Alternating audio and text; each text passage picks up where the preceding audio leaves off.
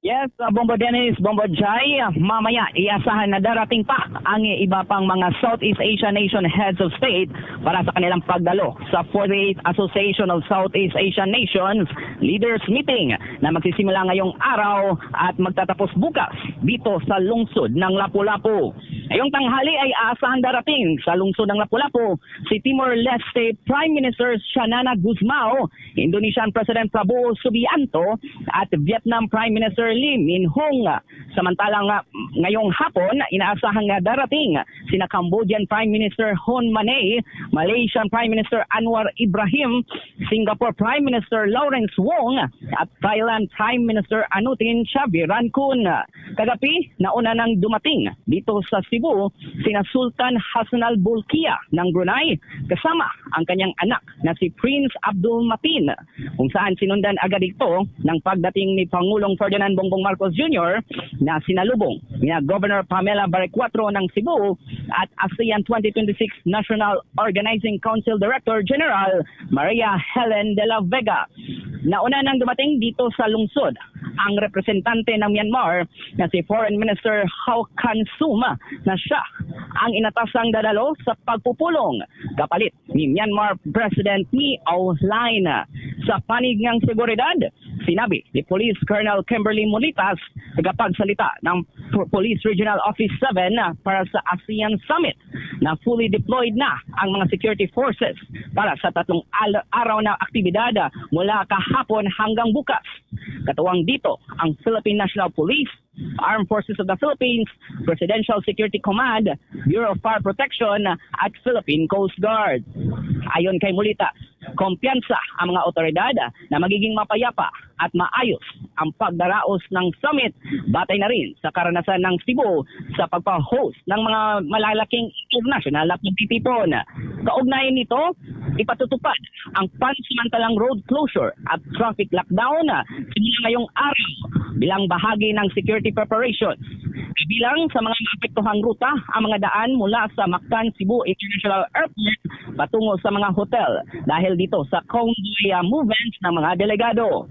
Magkakaroon din ng pansamantalang lockdown sa ASEAN Lane simula ngayong gabi. Kaugnay nito, ating mapapakinggan ang pahayag ni Police Colonel Kimberly Molitas, spokesperson para sa Task Group Central Visayas para sa ASEAN 2026. Well, the lockdown is a measure to ensure na mas maigsi pa nga yung pagdaan ng ating mga convoy package, no.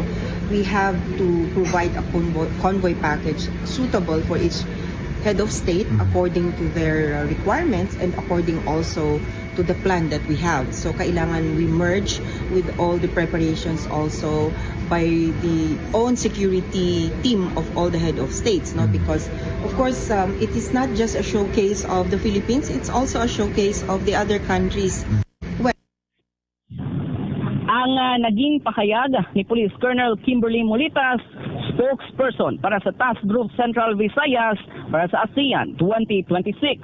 Ang ika-48th ASEAN Summit ay malaking pagtitipon ng mga leader ng rehiyon para sa mataas na antas ng talakayan tungkol sa kooperasyon at kaunlaran sa Timog Silangang Asya, kung saan inaasahan pang may iba pang mga heads of state ang darating at dadalo bago ang opisyal na pagbubukas ng mga pagpupulong bukas Mayo 8 ngayong taon. Mula dito Bombo Rexmond. Yes, Bombo Dennis. Nais ko lamang maitanong sapagkat meron tayong papalapit na low pressure area. Kumusta naman yung panahon dyan para kasabay ng aktibidad ng Association of Southeast Asian Nations Summit, yung kondisyon ng ating panahon sapagkat maaari itong makaapekto dun sa kanilang biyahe mula dyan sa airport patungo dun sa mga venue, Bombo Rexmond. So far, Bombo Dennis, ang naging panahon naman dito ay may mga pag-ulan na naranasan dito sa lungsod ng Lapu-Lapu, kung saan dito ay inasahan na darating yung mga iba pang heads of state ng Southeast Asia at yung iba rin na mga delegado, Bombo Dennis. At in terms sa preparation, lalo na sa paparating na low pressure area, inaasahan naman ito ng ating mga nasasakop ng Office of the Civil Defense at may mga nalakip na sila or naka-standby na sila na mga precautionary measures para sa paparating na sama ng panahon. Pero so far, sinabi naman nila kanina sa naging pahayag or naging press briefing kanina na under control naman yung magiging mga sitwasyon na Bombo Dennis sa pagdating ng sama ng panahon na low pressure area dito sa venue ng ASEAN Leaders Summit, Bombo Dennis. With that, maraming salamat, Bombo Rexmond. Mag-ingat kayo dyan. Yes, Bombo Dennis, Bombo Jai, mula dito sa ASEAN Leaders Summit International Media Center para sa 48th ASEAN Philippines 2026 updates ng Bombo Radio Philippines. Ito si Bombo Rexmond Cortez Omega for the number one and most trusted source of news and information, Basta Radio. Bombo!